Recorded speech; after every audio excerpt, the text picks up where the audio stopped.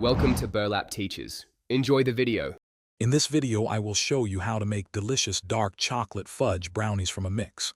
First, gather your ingredients. You'll need 1 box of dark chocolate fudge brownie mix, 2 large eggs, 1/4 cup of water, and 1/2 cup of vegetable oil. Before you start mixing, preheat your oven to 325 degrees Fahrenheit. This ensures your brownies bake perfectly and consistently, giving them that ideal fudgy texture we all love. Let's get baking.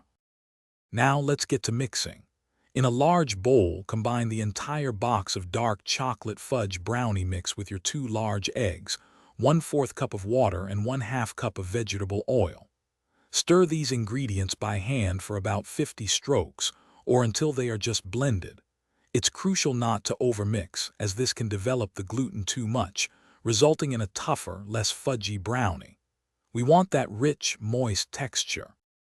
Next, prepare your baking pan.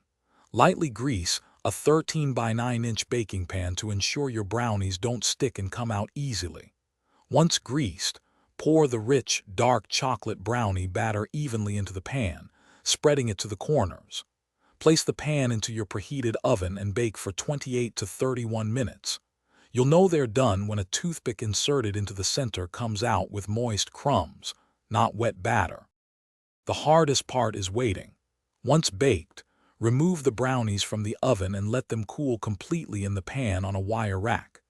This cooling process is essential, as it allows the brownies to set properly, giving them that perfect fudgy consistency.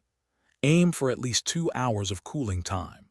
Finally, cut your delicious dark chocolate fudge brownies into 24 squares and enjoy your homemade decadent treat. Thanks for watching. Consider subscribing if this video helped you.